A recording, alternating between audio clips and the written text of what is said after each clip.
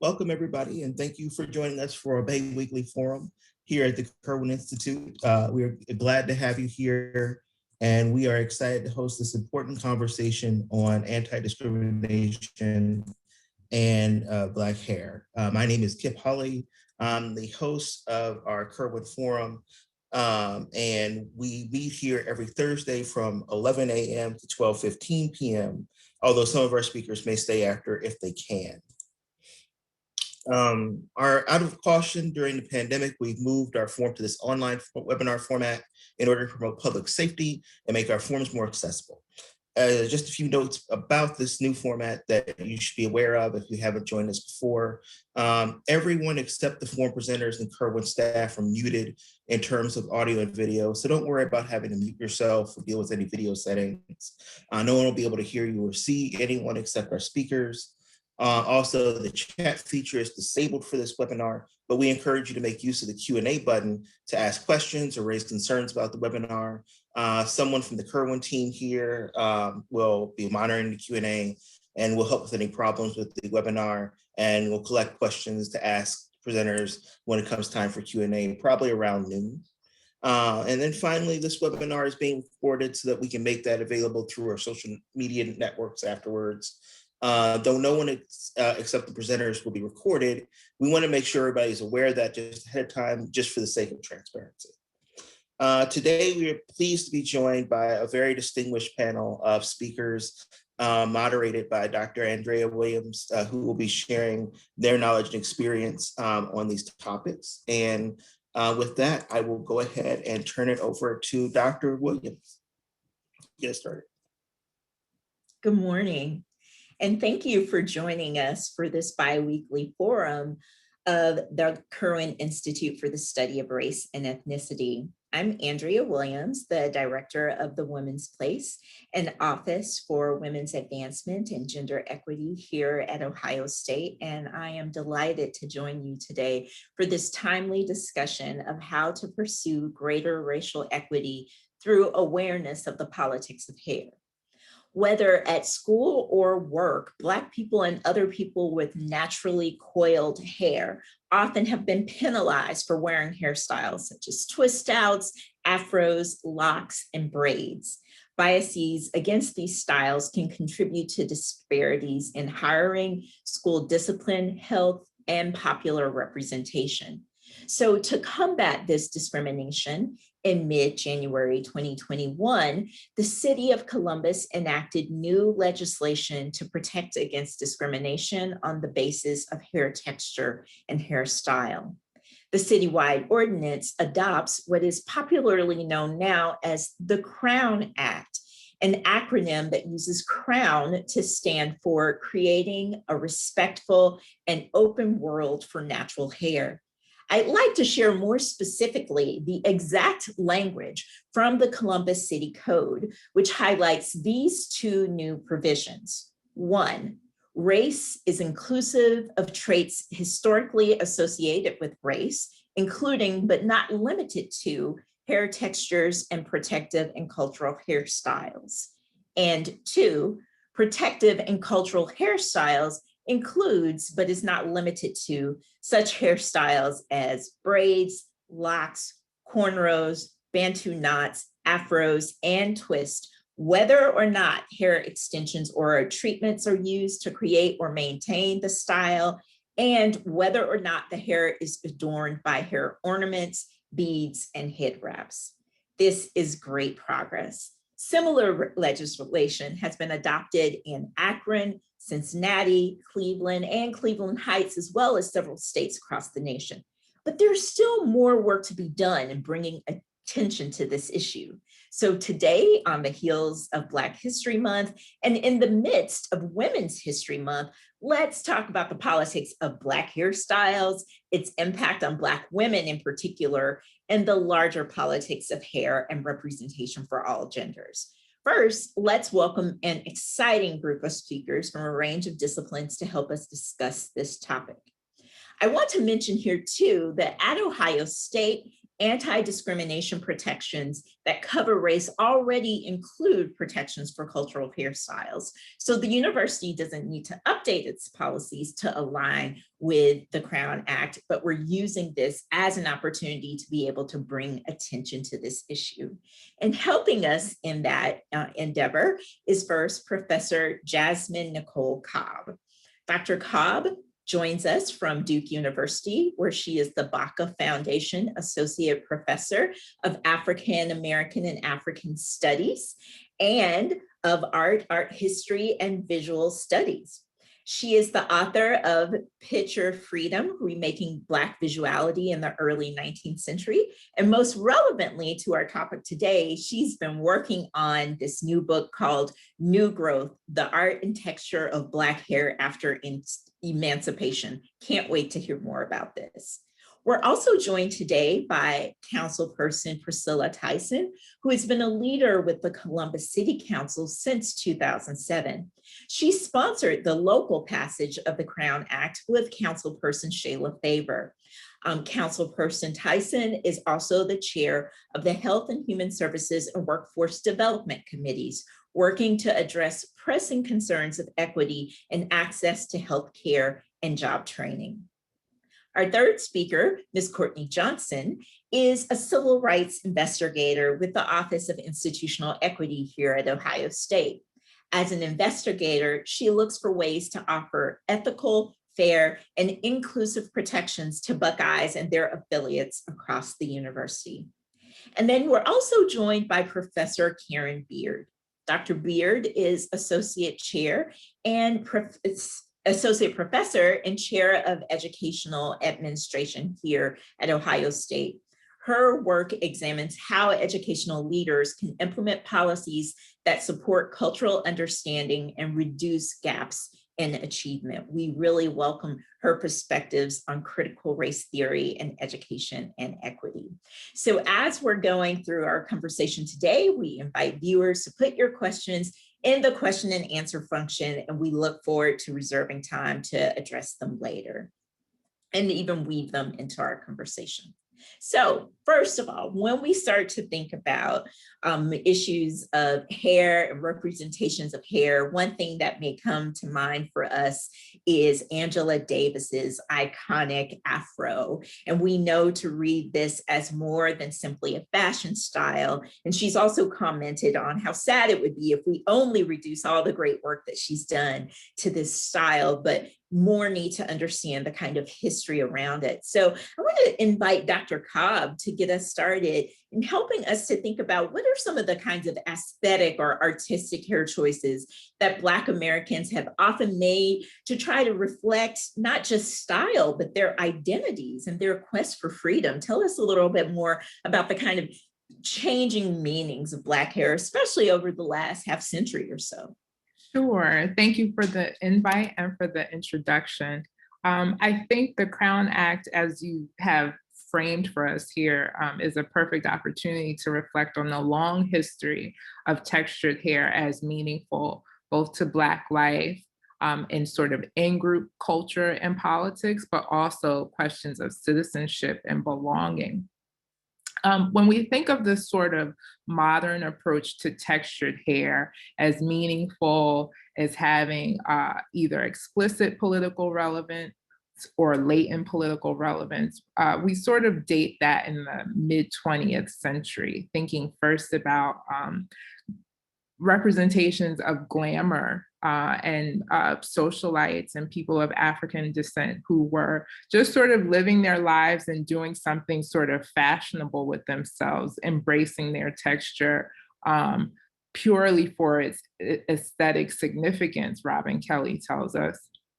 But by the 60s, when we look to artists, musicians, historian Tanisha Ford points us to women like Odetta, Nina Simone, women who were embracing the aesthetics in and of themselves, similar to African Americans in the 1950s, but also having a sense of political urgency to their art making, so that the two really combined in the 1960s and transcend disciplines from music to visual arts to literature, so on and so forth. Photographer Kwame Brathwaite takes images of African Americans in Harlem, New York, who still embracing both the politics and the style in the 1960s, also began to add protests around questions of beauty and aesthetics to their political activism, protesting the sale of wigs, for example, that sort of go against the embrace of textured hair in this moment. By the time we get to the 1970s, I think the sort of full-blown explosion of textured hair as on television, such as Soul Train, on situation comedies, in the catalog of Johnson Publishing Company, like Ebony Magazine and Jet Magazine. Here we see textured hair as fully commoditized. It's something you can purchase, you can buy products to make your afro bigger and fluffier. And there, I would argue there's still a sense of politics in that moment, just in the embrace, but it is markedly different from the 60s, where now the 70s representations have more to do with sort of the ascertainment of middle class status, not requiring one sort of shed their Black self at home to enter assimilated into the mainstream, a way of being Black in public. At the same time, across these same decades, from the 50s to the 80s, I tried to bring in same conversation what's happening with the treatment of people wearing locks, because the Afro is so iconic, both in popular culture and in Black print culture. The treatment of folks wearing locks at the very same time often gets obscured. But in the same decades, we have the Mau Mau in Kenya, 1950s Kenya, being persecuted for wanting rights and land in Kenya proper, rather than remaining in second-class citizenship. And the fact that they wear locks is a part of their persecution and their representation in the international press. Similarly, Rastafarians in 1970s Jamaica are subject to immense police brutality for sort of being unwilling to ascend to transformations in the nation state, maintaining their anti-capitalist positions. And then perhaps most spectacularly in the US in the 1980s, MOVE in 1980s Philadelphia is subject to ongoing confrontation with the police, ending with a bomb dropped on their home. And again, their choice to wear their hair textured is a significant part of the photojournalist treatment of lock wearers as fringe, as outsiders, as unkempt, as unassimilable, if you will, as people that sort of can't be corralled into sort of respectable notions of citizenship and belonging. So what we see across the late 20th century, from the 1950s onward, is this shifting attitude and embrace of textured hair as something that's quaint, fashionable, acceptable to a certain extent, so long as it is rendered apolitical. As it becomes increasingly political, it becomes increasingly problematic, until capitalism sort of gets its arms around textured hair, if you will, through the production of cosmetics and the production of images to sell those cosmetics, and the creation of an acceptable textured identity. This is the legacy that sort of underpins textured hair in the contemporary as we understand it. It makes both the wearing of textured hair now, but also the immense image culture that supports textured hair now so significant. You know, I really appreciate your rich sense of the politics associated with this, also a transatlantic perspective of thinking about how the meaning of hair can be different in different locations. It's also a tie to everything from social class to religious background to commercial and economic position there. So that gives us a lot to really unpack. It's so much more than your average viewer might know. And, in fact, I've encountered a couple of people who aren't directly impacted by bias to different hairstyles or hair type, and they wonder why it's necessary to have the Crown Act at all. Some might consider that this is pretty trivial. Why do we need this kind of public attention? Why do we need a whole law? So I'd like to return to Councilperson Tyson and ask you a little bit about what were the kinds of challenges, if any, that you faced when you were initially trying to bring attention to of hair in relationship to racial discrimination? Thank you for the question. And I would just say that initially, just because of the council and where we are as a city of trying to focusing on race and equity, that it wasn't a difficult conversation to have. But I think that what was important, it was about sharing why we should do this.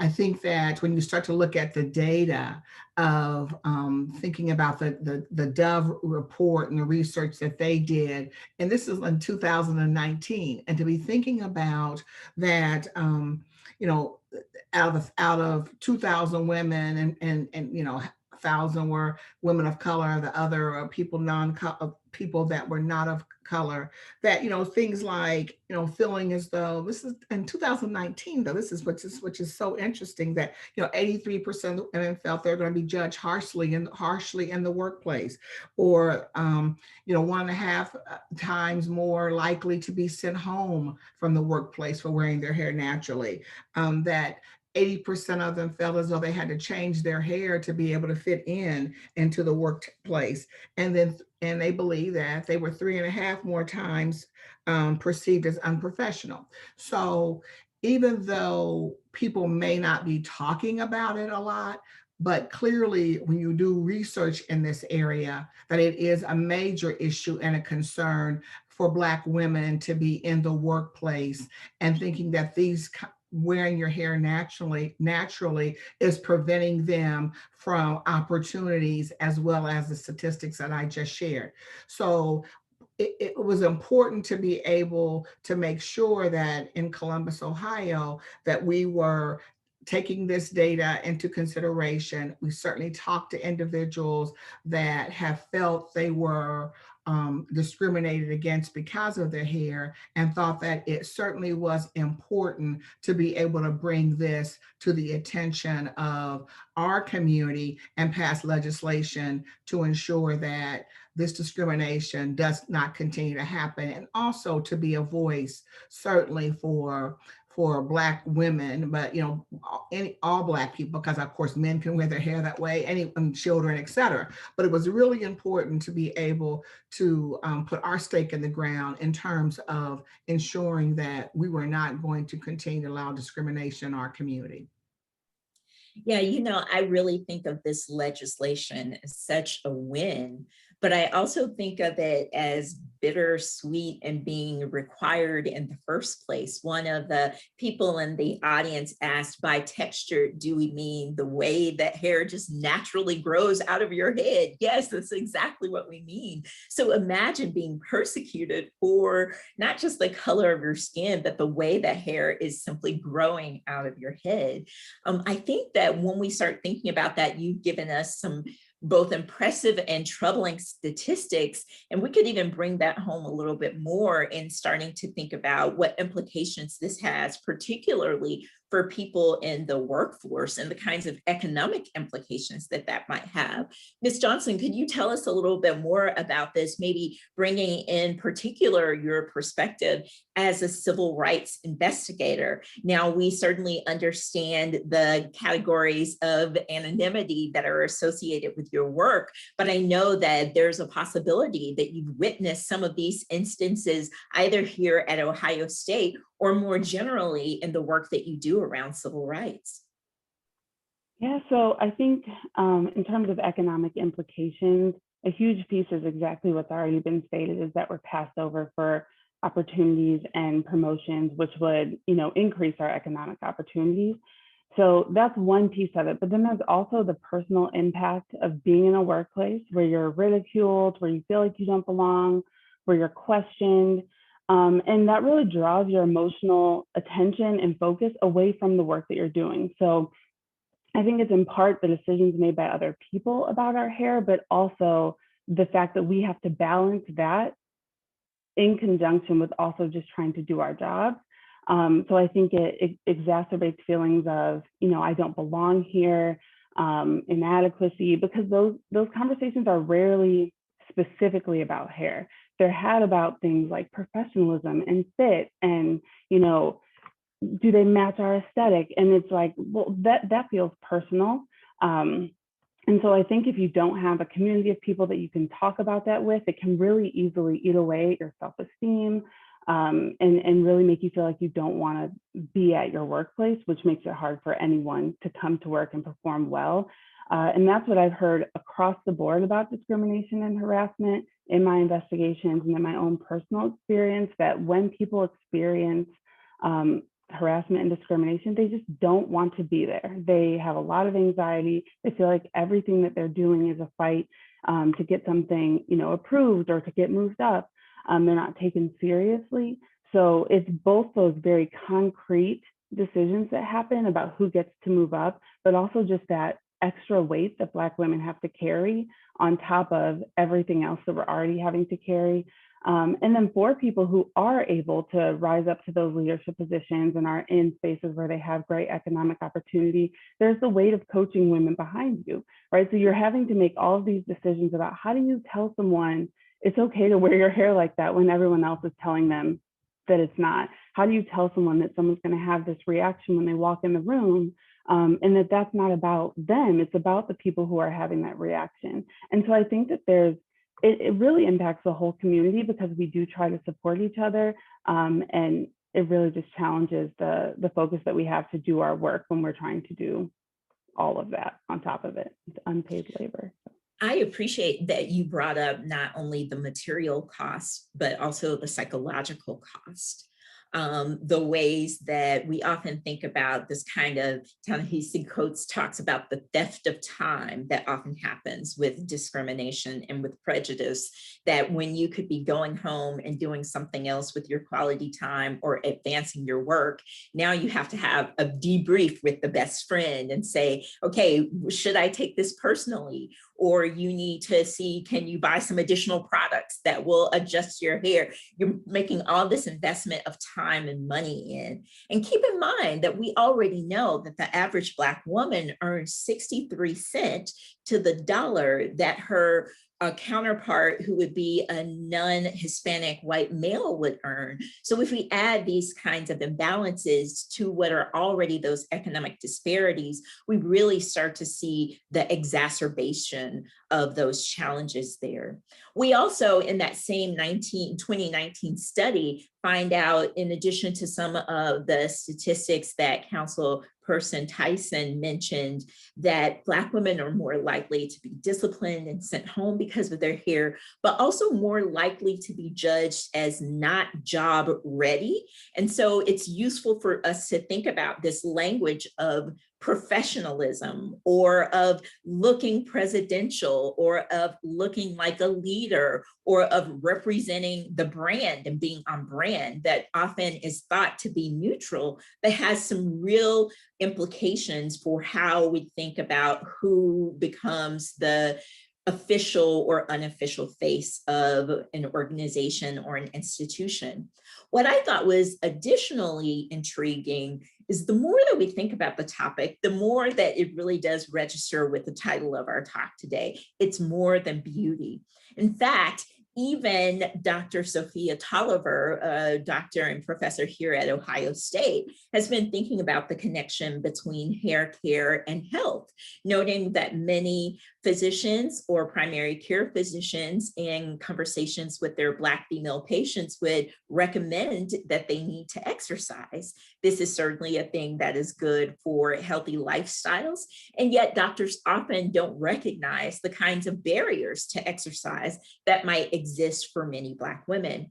Imagine, for example, that after you go for a swim, which is good for your heart and gentle on your muscles, that your hair reverts to its naturally curly style. And yet you recognize that in less than 24 hours, you have a major presentation to do in which the expectation is that you'll have straightened hair. You may decide to forego exercise that day, and then the next day because you have another presentation, and then next week you need to appear on camera. And after a while, your very habits of self-care have been altered to be able to accommodate these expectations at work, which has implications for your own health. So we really do have to think about this in ways that racism is a public health crisis too, as I'm going to invite Dr. and Ms. Tyson to talk about a little bit later, as well as Dr. Cobb, and really thinking about what are the kinds of ways that we can be thinking about this as having these kinds of racial connotations that extend well beyond what we think here. So we've talked so far about what does this mean in terms of people at work, but we know that often students are another target audience who are really impacted by these biases against textured or natural hair, or what are sometimes called protective styles, meaning that they are styles meant to protect the ends of Black hair to ensure that they are better moisturized. You might decide to add extensions, wear your hair in cornrows, or in some other protective styles, such as having even a hair bun as you sleep. But there are real repercussions for students deciding to do something like that at school.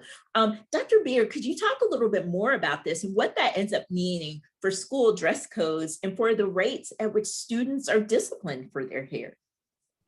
Thank you so much for the question. It's a great question. And I'm really excited about the Crown Act because I do think that it gets directly at the issues that a lot of Black women, but even more importantly, Black girls encounter very early on in their identity development. So with respect to that, and I also appreciate that the whole idea about the psychology and the psychological impact that this particular issue has on Black girls is real.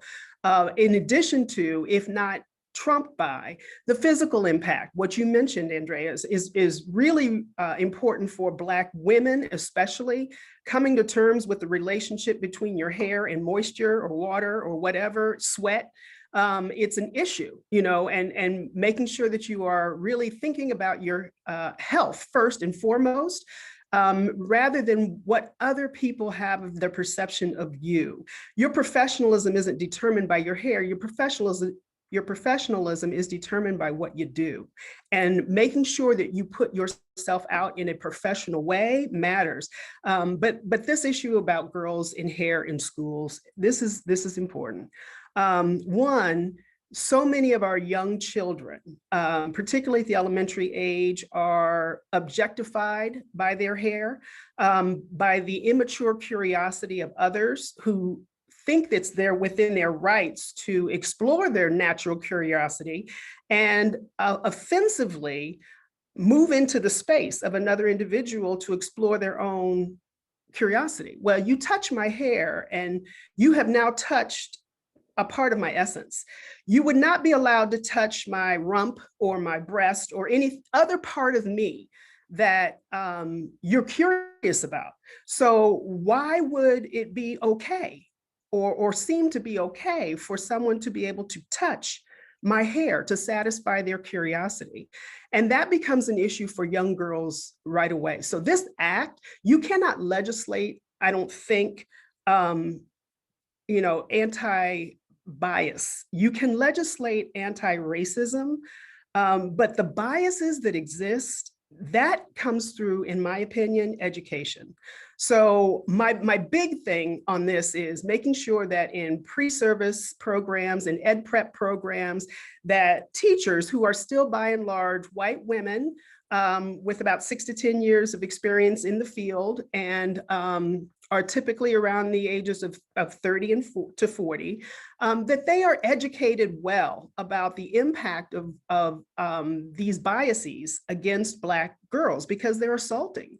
And they are identifying, excuse me, I'm sorry, I didn't mean identifying, but they are identity changing, right? So a Black girl comes to school, she feels confident in who she is, her family loves her, they treat her like, you know, the princess that she is, and then she comes to school and she's objectified.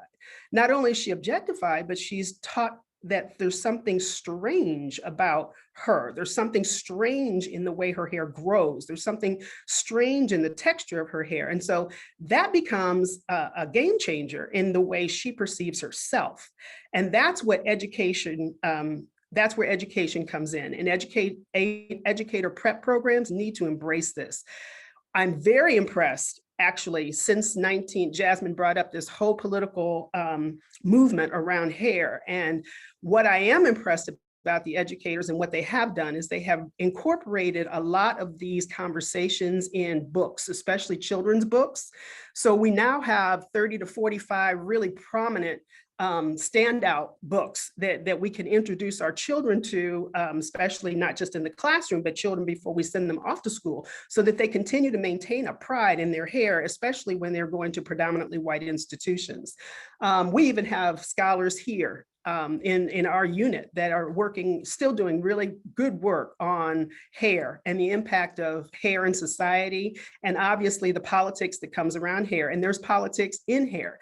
I can politically choose to wear my hair how I choose to wear it on a particular day when I want to make a statement, or I can politically choose to wear my hair in a ponytail when I can care less about my hair. I got stuff to do.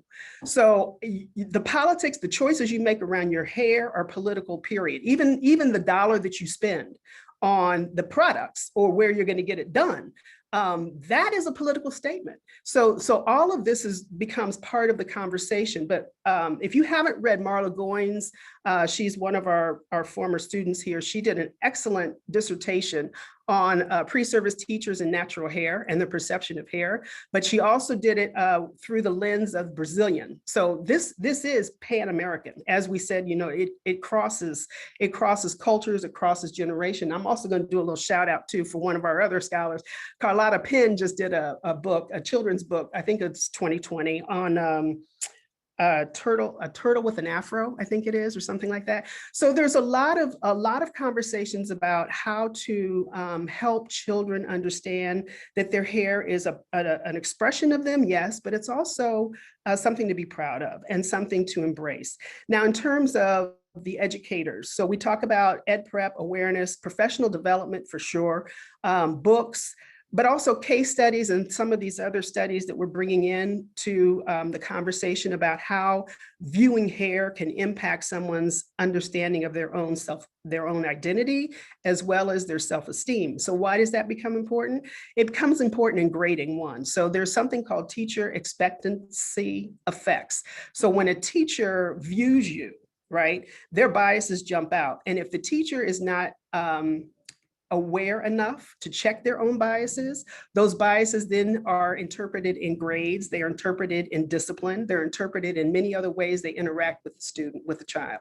So it's very important that the people that we put in classrooms are keenly aware of how these biases impact not only the development of a child, but also their own ability to progress and matriculate through the school system. I read a scholar, and I can't remember his name, I apologize for that. He was a straight A student, was in an Ivy, I believe. He was an Ivy graduate, and for the first time, he decided to grow his hair out. And he said, along came my first B. So the impact of other people's biases on our progress does in fact matter, and it's political. So this legislation is huge. It's huge, not only that it's bringing an awareness, but now it also has implications. And if we can identify those biases, if we can identify those prejudices, then we can say, hey, wait a minute. You can't say that. You can't do that. You can't touch unless you are given the nod. So I always go back to President Obama when he bent down and he let the little boy, touch his hair. That's a whole different touch. That's a touch that says, I'm like you and you can be like me. So that's a different touch than somebody just assuming they can come up and touch your hair. So. There's so much rich there to unpack. I want to go back for a moment here and think about those crossing of physical boundaries that you're mentioning, and that we would say goes along with some of our other disciplinary and anti-discrimination policy at the universities. Absolutely. About being hands off with other people's persona and physical body. The second thing I want to highlight there too is how you're taking this from a number of different perspectives of thinking about what administrators can be doing in a school context, what teachers need to be doing in terms of their own preparation, and then also how students and parents can advocate by having that knowledge and knowing what their rights are. I also happen to drop into the chat for everyone 3 of my favorite kids' books about hair. I Love My Hair. There's also been a lot of attention to Hair Love by Matthew Cherry and Vashti Harrison, as well as Crown, an Ode to the Fresh Cut by Derek Barnes with illustrator Gordon James. So there are a couple of places that you might be able to start that conversation. Now, I'm just going to add 2 more if you let me. Yeah, one is I Am Enough by Grace Byers. It's very good. And Happy to Be Nappy. I love that one too. So. Yeah. And, we could talk too, as we go on a little bit later, about some kind of representations in terms of adult books and films too. But before we move on from talking about schooling, one thing that I sometimes hear is, well, that may do for a public school, but this is a private school. In fact, in Texas, for example, in a district right outside of Houston, 2 Black boys who wore long locks were considered in violation of the school code because the school code said that their hairstyles were in violation of the school's vision for excellence. Here's another one of those words that gets coded. How can a hairstyle be excellent or not? And yet there was some sense that if this is a private school or a public school, there are different implications. The same is so for pools that even recently in Ohio history have decided that some students or kids who were wearing extensions were not available or not eligible to go into the pools. So Councilperson Tyson, how do you speak back to people who are saying, this is a private country club, this is a private school, this is a private pool? How far does the legislation extend? Well, the Columbus legislation really extends around the fair housing, employment, and public accommodations. And so when you're talking about the private clubs, that we will have to have conversations with them regarding the Crown Act or discrimination based on hair.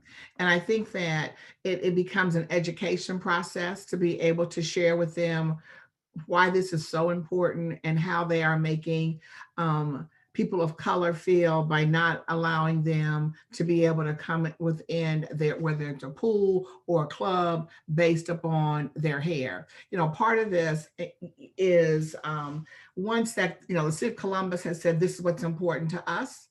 And then it becomes important for us as elected officials, as having this conversation today, to educate them as to this is a bias, and that do you want to continue to go down this path based to be able to be biased against a group of people?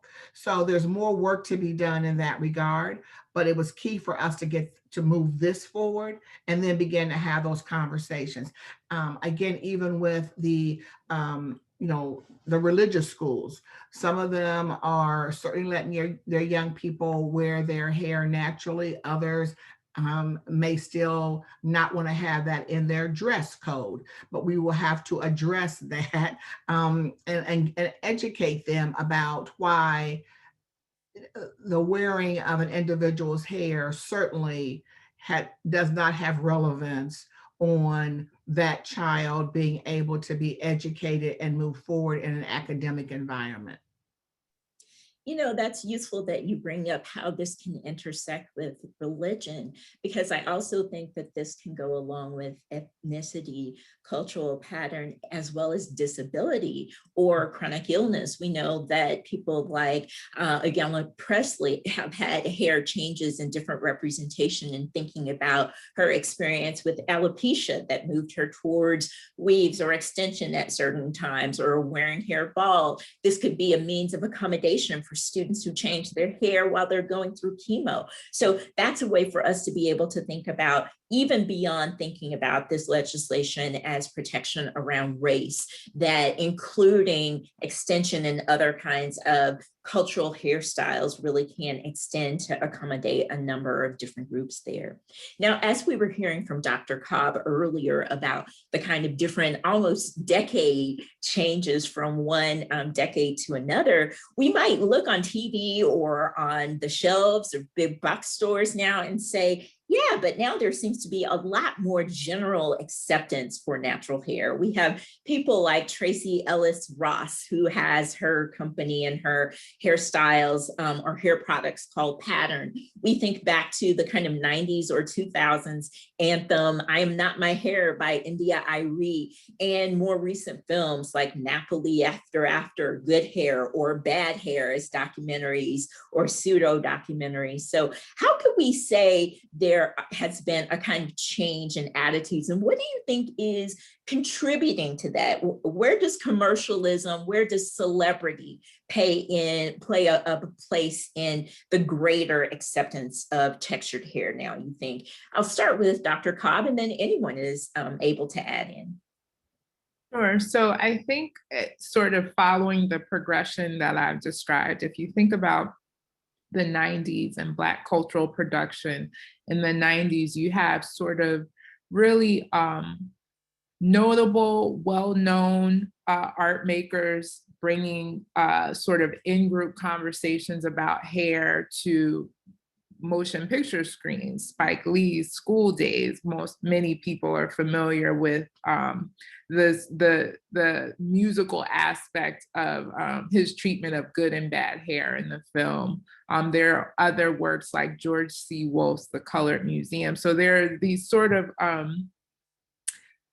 Black creatives with just enough visibility also talking about hair to help with the mainstreaming of it. But even more so than the most popular, most visible kinds of works, there's also a whole underground pre-internet group of Black creatives making documentary films that explore the treatment of Black hair.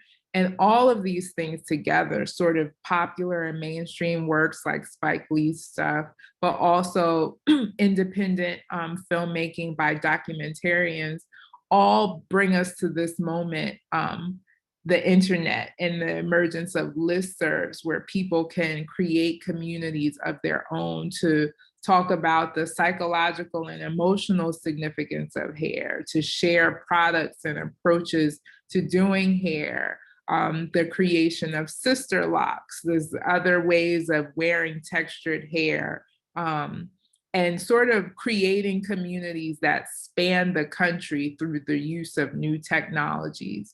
By 2005, we have things like YouTube that make it possible to upload videos and foster communities across the country about style choices and hygiene practices.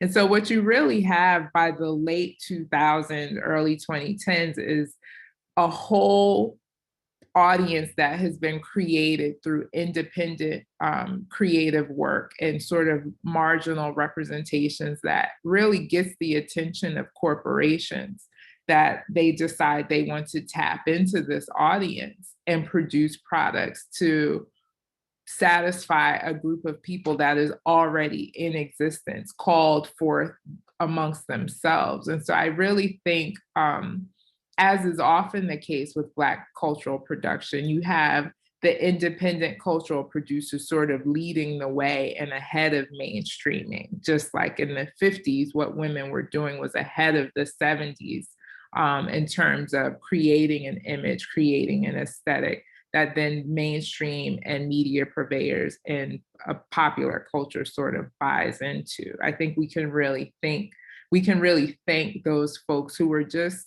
looking for a community, you know, wanting to share what they were going through, wanting to converse with other people about how to manage their textured hair, because they were committed to not changing the texture or creating a life around what they wanted to do, and using media representation to facilitate what they were already committed to. In addition to what Jasmine brought out, particularly at the higher echelon, and the more we have more African-American members of society who are very prominent, and not only just prominent in view, but also wealthy. So that's one layer, but then also the common person, you know, that there's more, particularly in the suburban areas, there are more mothers who are now speaking in protective ways about the way they want their children to be handled in school. And so just even those awarenesses become very impactful, not just in school, as Jasmine noted, but also in society. When we have people who are in the middle class, more African Americans than ever in a middle class, that there's power that comes with the economics. So I can be in a workplace and say, hey, you know, that's not cool. You don't need to say that. You don't need to do that, and be very secure that my position is not in jeopardy.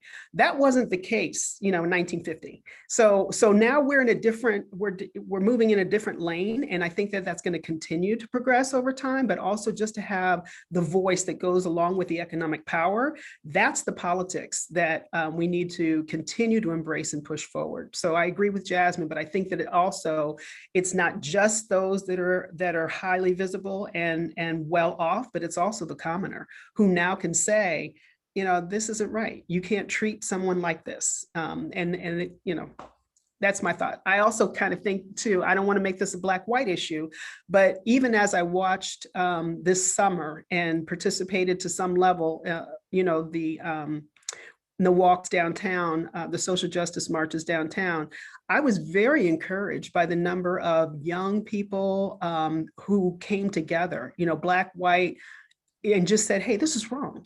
And so that's the voice, that's the power that comes with the politics and in the awareness when things are awry, or then the biases are shown through. So thank you for your work, Jasmine. It's great.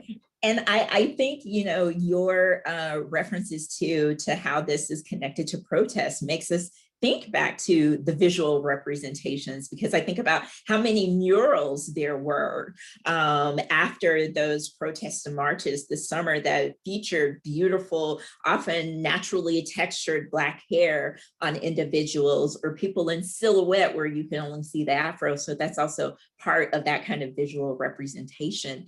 You also get, Dr. Beard, to this point of thinking about what is the power, what is the leverage that we might each have to use in our different spheres, whether or not we're the celebrity, maybe we're the principal, maybe we're the class parent, maybe we're the council person, maybe we are the director or the chair or the dean. And so I think that that's really important for us to think about the kind of power that we might have.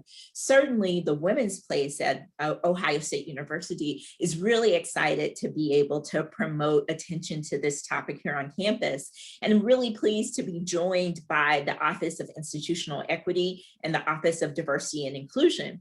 In fact, Vice Provost James L. Moore III, who is the Chief Diversity Officer at Ohio State, and Keisha Mitchell, who is the Interim Associate Vice President for the Office of Institutional Equity, passed along communication yesterday to university leaders, including deans, to remind people that the Crown Act would be covered under the policies that are already in place at Ohio State, but that we should be even more vigilant in making sure that people know that, especially as part of hiring committees, as supervisors, as people who are coming up with codes of conduct for HR, as people who are professors and thinking whether or not they will be influenced by students' appearance in their grading. So it's really important that we have these institutional supports there. So I want to ask a little bit more about how we could leverage those kinds of institutional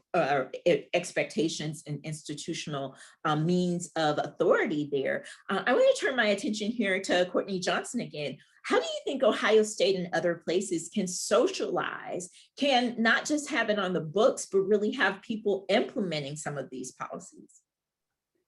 Yeah, I think that we're off to a good start at OSU with the partnership between ODI, OIE, and the Women's Place. Getting that communication out to campus leaders is really important. And I think what you said, Dr. Cobb, about those communities already exist of Black women who are impacted by this kind of harassment and discrimination. So I think we can communicate with people who would be impacted by this policy. There are student organizations, there's employee organizations that center around gatherings around race and gender. And I think we can communicate with those folks because they're kind of the gatekeepers to a lot of those networks. But I think more importantly is what you said, Dr. Williams, about needing the people who make these decisions to know, right? So it's HR, it is deans, it is professors.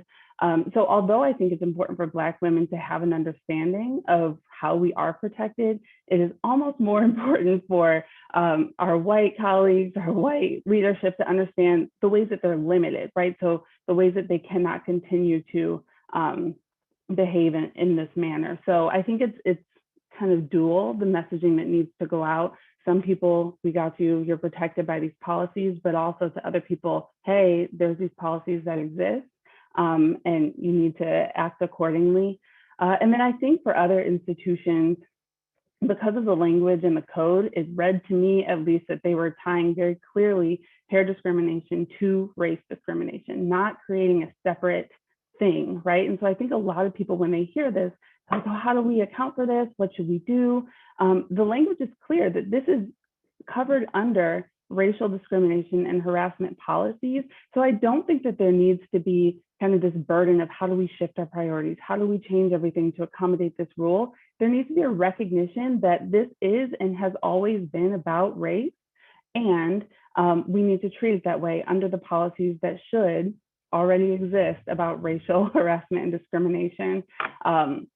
So I think that that's important. And the reality is that if you have a right, so if Black women, if people impacted by this kind of discrimination have a right and don't know it, then we don't really have that right. So I think all of this has to be coupled with education. And I know that OIE is committed to continuing to get this word out. So if you have ideas, please contact us, equityeducation@osu.edu. I know that we're willing and open to partnerships on continuing to get this message out. So great. And Councilperson Tyson, yeah, please jump in here, because I know, especially when you all first rolled this out as a resolution over the summer, you were specifically tying it to a declaration about racism as a public health crisis. So maybe you could talk a little bit about, again, what can people be doing to socialize this legislation? And then also, how does this relate to issues of public health or racism more broadly? Thank you, Dr. Beard. So again, when we wrote out racism as a public health crisis, we looked at it from the standpoint that, I mean, the key is it's race, as we just said. I mean, you know, we would not need to have this conversation about disparities and equities if we weren't having the foundation of race and racism. And so for racism, public health crisis, a resolution was really about, let's bring people to bring awareness to what is really going on. And you really can't make change until you will say that, yes, racism is a public health crisis. And for those thousands of organizations that signed on to this, as in Ohio State did, and your previous president spoke on to the resolution that night, it really is about making sure you're saying, as an individual or company, that you believe that racism does exist. That's number one. Because if you don't even believe it exists, you really cannot make any changes occur. And I would just state that at the state of Ohio, they tried to pass that same resolution and did not get any movement in terms of our state legislatures. So for us, for me, and this particular the Crown Act, it is going to be really important that I think we have a campaign in the city around two areas. One, to educate women that we have, Black women especially, that we have passed this ordinance, and that may be reaching out to the hairstylists, reaching out to individuals who are definitely doing more natural hair to share, this is what's happened, and here's your recourse should you feel like you've been discriminated against. And then it has to also go to organizations and companies to bring awareness to that here are the biases that could be happening within your company, maybe not intentional, but these are biases that are preventing women from being able to move forward based upon the statistics that I gave earlier in this session. But also for the city, we have, I created, my councilman supported this. I worked over 2 years with this, and Dr. Wendy Smoot was on was one of the 25 commissioners, but to focus on the quality of life of Black girls in the city of Columbus for girls 11 to 22. And so some of the comments that Dr. Beard just stated about what it means to be what's really going on with our Black girls in the school system. The academic context was a major component of this report, and how we have to make sure that our girls are not being, expelled, suspended for wearing their hair in their natural state, that they're not being discriminated against in the school system because of how they're wearing their hair. And also for this Crown Act, and I'm trying to make sure I'm getting a lot of things in real quick, but that when we were looking to pass this legislation, there were 4 girls who are on the Commission on Black Girls Advisory Council that produced a video, and without any adults helping them, I just said, hey, I need your testimony. They produced this amazing video that gave about the history of the hair, Dr. Cobb, as well as what it meant to them, how girls touch their hair, like don't touch my hair. They talked about that, but also the history of hair and why this was so important for them. So these were high school girls that did this, and it's pretty amazing. I'll have to make sure you get a copy if you haven't seen it, of how they feel about the wearing of their natural hair. But the city is absolutely focused on racial equity for women, where it's across, the social determinants of health. How do we move women forward, Black women forward? Because again, if you think about where we are in our community in regards to Black women, doesn't matter what your economic class happens to be, are certainly not able to have their very best quality of life based upon racism. Yeah, and our audience is already starting to ask some questions that I think we can turn our attention to weaving in. And I did drop that link to the girls' video in the chat for those of you who are interested, because I think that you'll really get to see a bit more of their perspectives that they're sharing there. I want to mention a couple of things then that were getting the audience members' attention. One was to be able to think about, how do we integrate an awareness of the Crown Act into environments where there are concerns about occupational safety, or that environments that are highly uniformed, such as the military or police. How should they be thinking about the Crown Act or working against discrimination? Just give you one example. I had this conversation with our city attorney in regards to women in the police force, and so the main thing is, can you continue to wear part of your uniform is wearing your hat, except that's your hat, a hat. So can you wear your hair in a natural hairstyle and still wear your hat? And the answer is yes. And so that you can certainly, whether you may not be able to wear it as high, but you can certainly wear it down. You can wear your braids. You can wear natural hairstyles and still be a Columbus police officer. And so, and if ever there was a question from someone that would question, well, you know, can a woman wear their hair in a natural style and it's not appropriate? The answer is, tell me why it wouldn't be appropriate, why that hat would not fit. And so if that is not the case, of course, you can still wear your hair naturally and be a police officer. I agree with Priscilla. That's awesome. If I could just jump in here and talk about schools just a little bit more, because we think about dress codes, right? We think about maybe uniforms in schools, and what she has said is absolutely right on. But it's to the extreme when you're talking about adults. When you're talking about children, your policies, your dress codes, they really should be devised and conceptualized through the perspective of what's good for the child, not what is traditionally been when we were an all male, all white school. So if you have children who come to your school with a very cultural background, then your dress code needs to ask the question, how do we make this child comfortably in our environment and do so in a way that is good for their own well-being? And that's where, you know, I think we get confused. We tend to rely on what we've always done, even though the population is changing and shifting. We have to change and shift with the people that we serve, not just in schools, but in society at large. Dr. Cobb?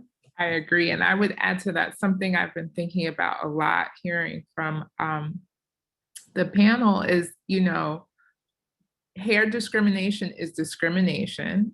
And I think it's important to raise awareness that hair is part of the body. It would seem to go without saying, but I think because there is such a cosmetic industry around the changing of Black hair in particular, unfortunately, hair gets assigned to dress code, right? How you wear your hair is similar to the clothes you put on, but it would be problematic. I think even folks who practice hair discrimination might understand that they can't say, your skin tone is unprofessional. You have to change your skin tone to work in this organization. You know, your skin tone goes against the code of conduct. So we will bleach your skin on the wrestling mat before you can continue in the match, or because of your skin tone, you cannot participate in graduation, you know, as happened for a young man in Texas. So I think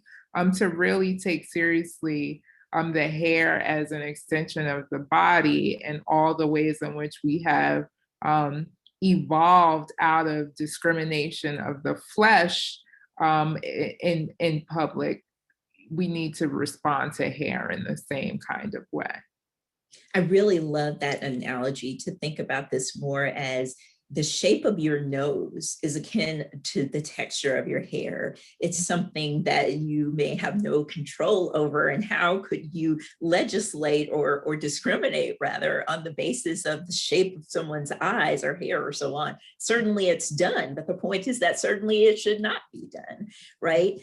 The other thing that I was thinking about too, in why this often falls under dress codes for students, is that schools' rationales is, well, we're preparing students for professional life and for the real world. So because they need to be able to apply for a job and look well-groomed, we need to teach them those skills in high school. But now we're saying the real job also should have the policy that you could wear your hair in this way. So we don't have to think about that as being a kind of lack of continuum between in the high schools or in elementary schools and in public society, but rather thinking about this more inclusively.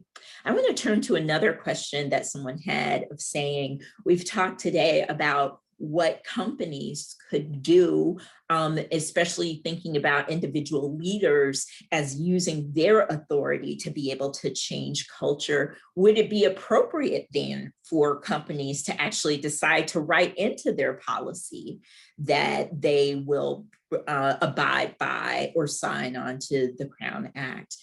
Any takers on that? Is this something that different employers might be able to point to as part of their recruitment and retention, Well, or to mention on the bottom of a job ad. if all of these companies claim to be inclusive, then yes, they need to have this embraced, the Crown Act embraced in their policies. Otherwise, you're really not being inclusive. I think we've said it over and again here in this hour. This is racism, period. And you can't look at this in any other way. And I push back a little bit when people talk about natural hair as a grooming issue. No, it's not. It's not. It's hair. It's hair that's grown out, and it's hair that naturally is as it is. Grooming has to do with the cleanliness of it. So grooming has to do with the health of it. So when you think about these policies, again, I'm going back to the same issue through the lens of health. Then, okay, let's have that policy because it speaks to the well-being of the individual. But if you have a policy based on the way they look, it's a faulty policy. So it's just that simple. And yes, I do think they need to embrace it. I think that this has been especially direct when, for example, in Georgia, there were actually in some schools posters of saying this is the inappropriate way to style your hair, that featured kids with their hair in braids and with a kind of band across their eyes so that you couldn't identify the person, but you still understood that there was a kind of affinity that many students passing by that poster would feel that could possibly be alienating there. So we've been talking about this in terms of policy. Let's talk about this also in terms of practice. We've had today over 300 listeners on the call or viewing us today. And I'm sure that many of those might be allies or people who are saying here in the comments, this is illuminating. I didn't know this was an issue. So how is it that people who don't know can learn more without making that faux pas of reaching out and touching a colleague's hand or hair? And secondly, for colleagues who, if you're that person with the natural hair and you've encountered something like this, what's some kind of phrasing or way that you can frame this conversation with someone to say, no, it's inappropriate for you to make that joke or to have this expectation? So take it from those two perspectives. What can you say maybe as someone who isn't directly impacted by biases against textured hair? And what can you say as a person who is a wearer of textured hair? I can jump in. I had a conversation actually today about a colleague who was interviewing a Black woman, and her boss had comments about how polished she was, how professional she looked. And my friend understood that that was related to her hair. So I think in part it is coming to understand the way that these things happen. Certainly if someone says you shouldn't wear your hair like that, that's clear. But when they connect it to professionalism, presentability, fit for the workplace, I think it cannot be understated the role of our white colleagues who need to step up, because that happens when we're not in the room. That is the conversation after the interview. That's the conversation about if we decide to go up for promotion that we're not present for. So I think first it's coming to understand the way that it happens. And then second, being able to interrupt and say, well, what do you mean by fit? What do you mean by professional? Where are you getting that standard from? And you have to also know that that standard is based in white supremacy. So I think getting whatever education you need to connect the hair conversation to the race conversation internally so that you can challenge it when it comes up in front of you in a way that can prevent it and it can hold people accountable in the moment to having to explain their decision about what they've said about a colleague or what they've said about a student even. And I think that is at least one step outside of the specific policy and procedure things that people can do. Mm-hmm. Ms. Johnson, before you mute yourself too, we want to ask you one more thing, because we certainly hope that these incidents aren't happening, but we know that they sometimes do. What should people at Ohio State do if they encounter an instance and get the sense that someone has said something inappropriate or someone has crossed a physical line? How can they be in communication with your office? So you can go to equity.osu.edu to understand our policies, to read our standards for investigations and how we handle reports that come through. But you can also get in contact with Equity Education osu.edu if you have questions. So does this rise to the level of a policy violation? How would I address this if I see this happening in my department? So there's two ways. You can make an actual report if you see it happening in front of you, or you can come to the office, the education area of our office, for guidance on what to do if you understand that this is happening in your area. And I think those two things together, at least at Ohio State, will help us to start holding people accountable for this behavior. That's great. I'd like to hop in. I think that, having this session that we're having today is building awareness. And so, what people don't know, sometimes it's hard to hold them accountable for things they just don't know.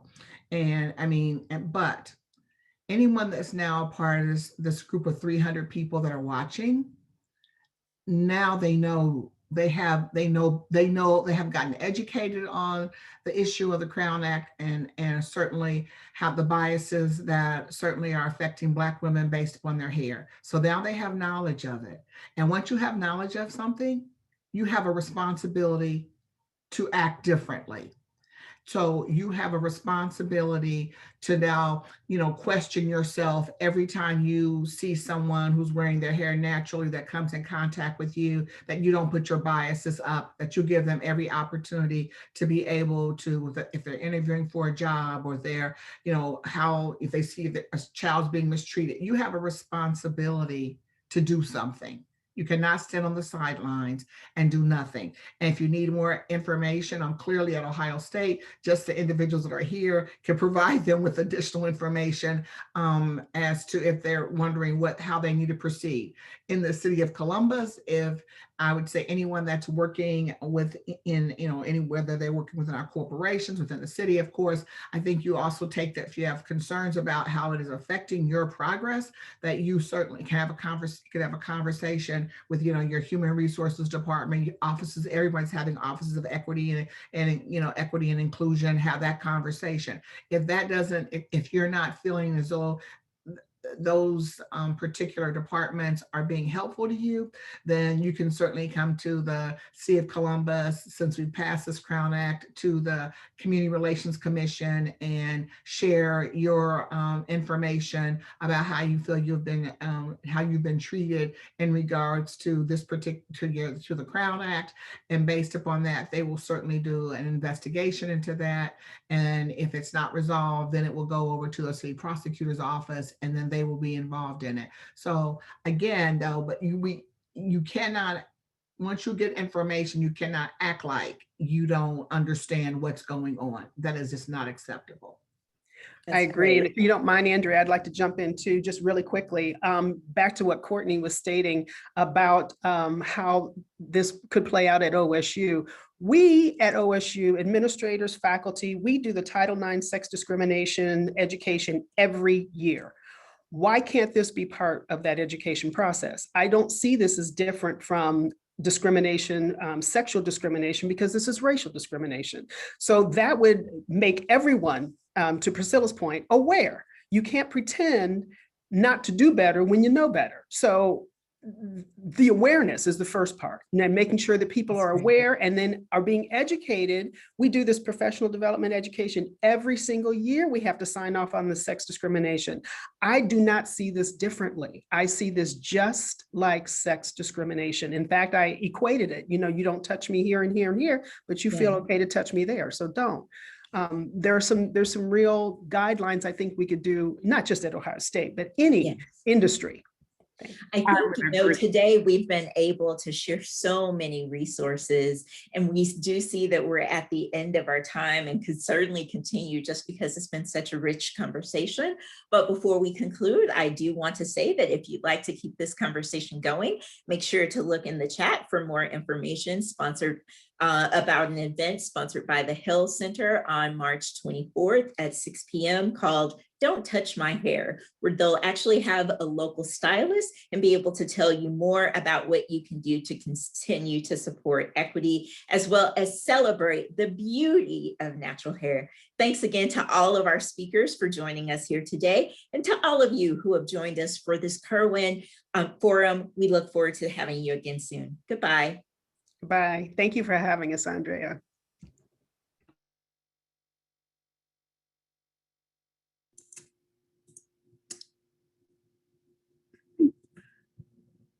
Great. And a final note, just from Kirwan, a note of thanks to all of our panelists for joining us and sharing such a rich conversation.